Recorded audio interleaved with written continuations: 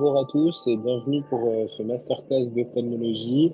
Je m'appelle Walid, je suis interne sixième semestre d'ophtalmologie à Paris et on va voir ensemble pendant 3 heures l'ultime tour pour vous d'ophtalmologie, les choses à vraiment bien maîtriser. Ça sera assez dense. L'idée n'est pas de reprendre le cours pas par pas, mais vraiment de faire une synthèse un peu condensée, d'où l'intitulé masterclass. Et n'hésitez pas, je vous ai laissé mon mail en bas. N'hésitez pas si après le masterclass, il y a des petites questions, des petites interrogations en ophtalmologie. Donc on y va, c'est parti.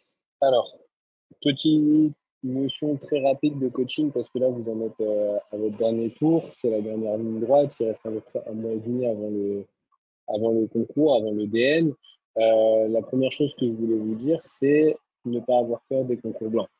Vous en avez fait tout au long de l'année, un peu moins que quand nous, on était étudiants.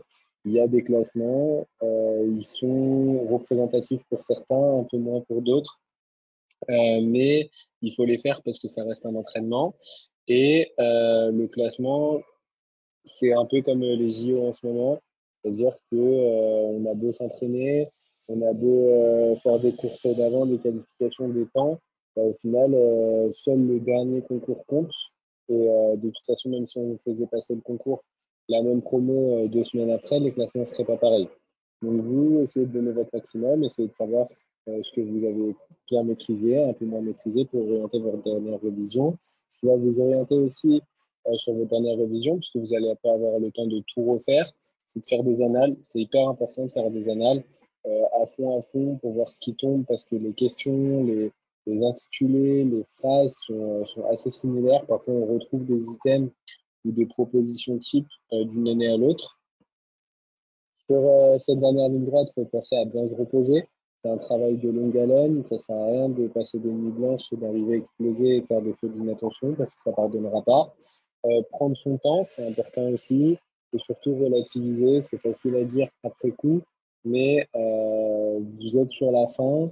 Vous allez être médecin, vous visez une spécialité ou pas, mais il faut prendre un petit peu de recul par rapport à tout ça. Bon, l'ophtalmologie au concours, brièvement, ça tombe chaque année et on se rend compte que là, avec la réforme depuis juin-octobre, c'est un peu plus à même de tomber parce qu'il y a des mini-DP, il y a des KFP, il y a un peu de tout. Les sujets sont variés. Ça faisait longtemps qu'il n'y avait pas eu de dossier en ophtalmologie et ça peut être surtout, ça peut être sur infection, inflammation, diabète, myopie, glaucome, hygiène blanc, en vrai, un peu tout le collège. Ce qui est intéressant, c'est que pour le coup, ça tombe tout le temps. Il y a au moins des QI d'ophtalmo. Quand vous faites la différence avec un collège comme le collège de cardio, qui plusieurs fois depuis 2020 n'est pas tombé entièrement, ça fait quand même la différence. D'ailleurs, l'ophtalmo au concours, c'est une matière rentable parce que c'est un collège court et toutes les questions sont, enfin toutes les réponses aux questions sont dans le collège. On va commencer d'ailleurs avec une petite question. Vous avez un homme de 50 ans qui vient à votre consultation car il est gêné lors de la lecture. L'interrogateur ne trouve aucune plainte particulière. L'examen ophtalmo montre une acuité visuelle à 10 dixièmes aux deux yeux, sans correction. L'acuité visuelle de près est à Paris 2 avec une correction de plus 1,75 dioptrie.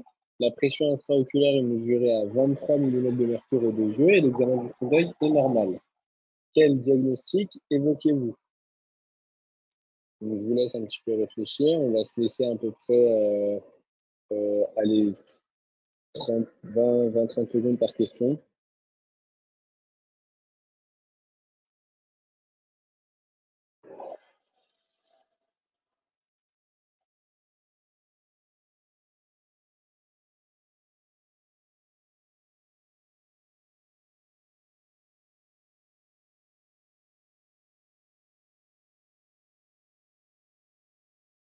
Ok, donc si on reprend, on a un patient de 50 ans qui est gêné lors de la lecture. Tout de suite, et ça c'est hyper important parce qu'en ophtalmo c'est vraiment le cas, dans les énoncés vous avez les réponses. il voit 10 dixièmes aux deux yeux sans correction. Donc c'est un patient qui est hémétrope. Il n'a ni myopie, ni astigmatisme, ni hypermétropie, parce que dans ces cas-là, il ne serait pas à 10 dixièmes sans correction. L'acuité visuelle de près est à Parino 2. Donc Parino 2, c'est la bonne vision de près. Mais par contre, il lui faut une correction de plus 1,75 dioptrie. Donc le patient, il est presbyte. La pression intraoculaire est mesurée à 23. Le seuil à connaître, c'est 21 mm de mercure. Et donc, il a une hypertonie oculaire. Pour l'instant, on ne parle pas de glaucome. On va lancer un bilan d'hypertonie oculaire que j'espère que vous connaissez par cœur. Je le répète, on le verra un peu plus tard. Mais le bilan d'hypertonie intraoculaire détecté spontanément à l'examen doit comporter une gonioscopie pour voir l'angle, doit comporter un fond d'œil pour regarder le nerf optique, doit comporter un OCT des fibres optiques, donc un OCT du nerf optique, et doit comporter un champ visuel Humphrey, donc une périmétrie statique.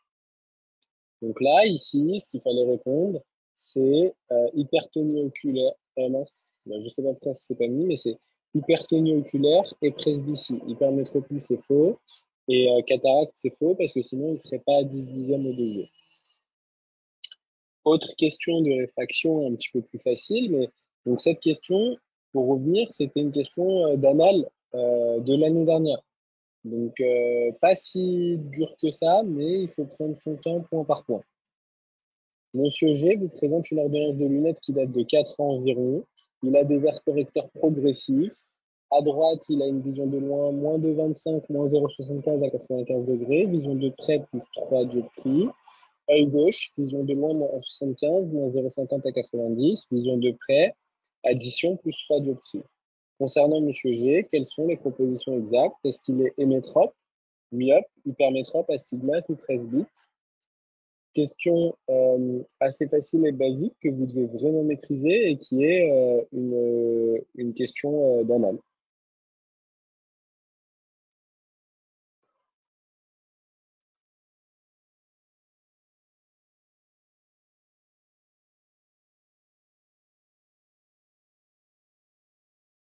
Donc du coup, Monsieur G, il est myope, astigmate et presbyte. D'accord? On va voir comment vous devez lire ça. Ça doit vraiment pas vous prendre plus que 20 secondes. Donc, on a l'œil droit, on a l'œil gauche. Si on a un plus devant la sphère, c'est de l'hypermétropie. Et si on a un moins, comme c'est le cas ici, c'est de la myopie. Si on a quelque chose entre parenthèses, c'est de l'astigmatisme. Vous n'avez pas besoin de savoir s'il est direct, indirect, symétrique, etc. Vous dites juste qu'il y a de l'astigmatisme. Et si on vous parle d'addition de près, de plus quelque chose, c'est qu'il y a de la presbytie. C'est comme ça que vous lisez votre réfraction et ça vous prendra vraiment pas longtemps et il y aura vraiment pas de piège par rapport à tout ça. Donc vraiment, vous faites pas avoir. Ça doit être un petit peu rapide. Et cette question apparaît facile, mais c'est enfin facile, mais c'est aussi une question de CL de il n'y a pas très longtemps. Alors, un patient âgé de 75 ans vous contacte à la sortie de son hospitalisation pour un AVC.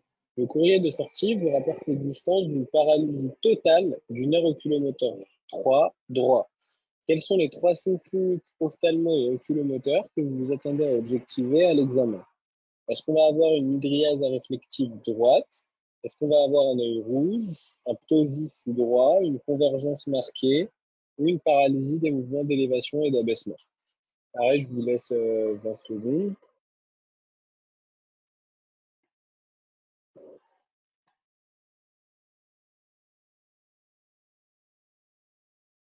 Donc, ici, on vous demande de choisir un nombre précis. On vous dit trois signes cliniques. Euh, un œil rouge, non, il n'y a pas de raison dans le cadre d'une paralysie du 3. Un ptosis, oui. On va avoir un ptosis par atteinte du muscle releveur de la paupière. On verra un petit peu tout à l'heure. Une mydriase réflective droite, oui, parce que le 3, via la voie parasympathique, permet le myosis. Et donc, s'il y a une paralysie du 3, on va avoir une mydriase paralytique. On va avoir une divergence et non pas une convergence, un œil qui est spontanément en divergence, et une paralysie des mouvements d'élévation et d'abaissement par atteinte du droit supérieur et du droit inférieur qui sont innervés par le 3. Je vous ai remis donc les bonnes réponses et je vous ai mis rapidement le système oculomoteur avec les 6 muscles que vous devez connaître, les 4 muscles droits qui sont le droit sup, le droit inf, le droit latéral et le droit médial, et les 2 muscles obliques qui sont l'oblique supérieur et l'oblique inférieur. L'oblique supérieur permet le regard en bas et en dedans parce qu'il s'insère au-dessus de l'œil, et l'oblique inférieur permet le regard en bas et en haut et en dedans, pardon.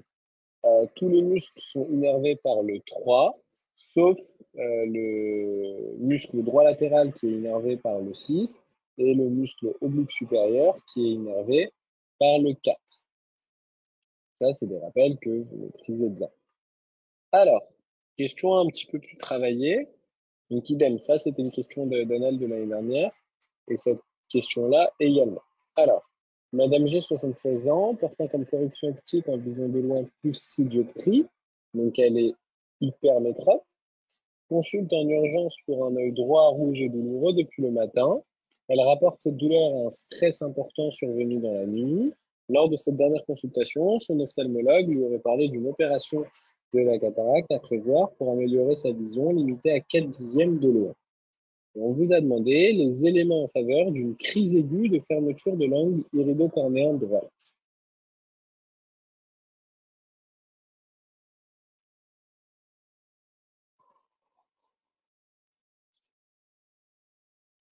Donc, est-ce qu'il y aurait de l'hypermétropie forte ou plutôt de la myopie forte, un épisode de stress, une cataracte, un œil rouge et douloureux?